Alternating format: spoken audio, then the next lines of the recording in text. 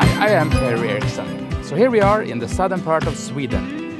We are in Malmö at the one Michelin star restaurant Bloom in the Park. We're here to expect the unexpected. Here at Bloom in the Park there is no menu, there's no wine list. As guests, you are expected to sit back and go with the flow. And you can be sure you are in the good hands of the colourful restaurateur Igi Vidal and the artistic head chef Titti Qvarnström. Let's meet Chef Titti Qvarnström and hear what she has to say about their playful way of serving the unexpected. Is it possible to put a profile on your way of cooking? I'm not sure I want to be put into a category because what I do is it comes from me and from my heart and from what I experience. But of course, the focus is very much it's very much on what is now. I live in this moment, and that is how I cook. How did it all started? Why did you get into food in the first place? That wasn't very clear at all. I had a different agenda when growing up. I come from a family of academics and thought that I would have an academic career, and I never saw any options. That was just my thing. I thought, by coincidence, got a summer job in a big kitchen. For me personally, it was revolutionary. Like, wow, this is how life can be.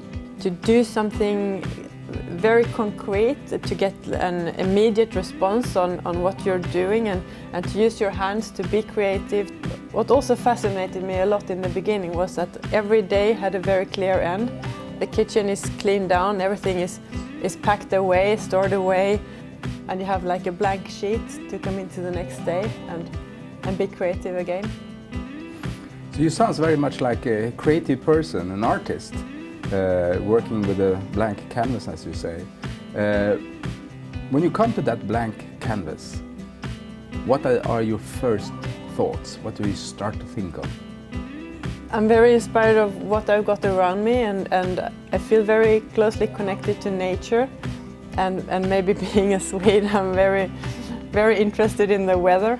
And the weather affects us and me a lot. Whether it's sun or rain, and the mood swings just with that cloud that passes by. And then with the weather comes obvious things like the season, the produce that is in season, and also your mood and your craving for certain things because of the season. So when they come to the Swedish produce, as they say, do you have any favorites? Anything that comes from the surrounding where I am is my favorite, and if you ask me now, I'm going to praise the Scottish produce and from the surroundings around Malmö, the game, the vegetables. But had you put me anywhere else in the world, I would have my focus there. The land and the food and the drinks, it belongs together. It doesn't travel well. Obviously, there is somebody out there that think you are a great chef. You got your first Michelin star. Congratulations to that. Thank you. Why did they give you the star? I can only say that I'm very inspired what I've got around me, and you've got this beautiful setting which inspires visually as well and triggers me to take the concept of surprise further and incorporate that in the food. Food is also eaten with eye, and that's very important to me. Of course the flavors need to be in place, but the impression, the food, the textures, the visual impression, that means a lot to me. Now you're the first female chef in Sweden that got a star. Is it important to you? It's a big pat on the shoulder, and it's like a tiara that I will always carry around. To be the first woman to get a star in Sweden is more. It's weird. I can't really grasp it. No woman has had a restaurant that's got the guy's attention and actually gotten a star, and I just find it very strange. Do you believe it's harder for a woman to get accepted in your business? It is a tough business, and it is very male-dominated, and you do have to prove yourself as a woman. You don't only have to prove yourself to everybody around you, you have to prove yourself to yourself. So now you got accepted in this tough conservative business. Where will you go from now?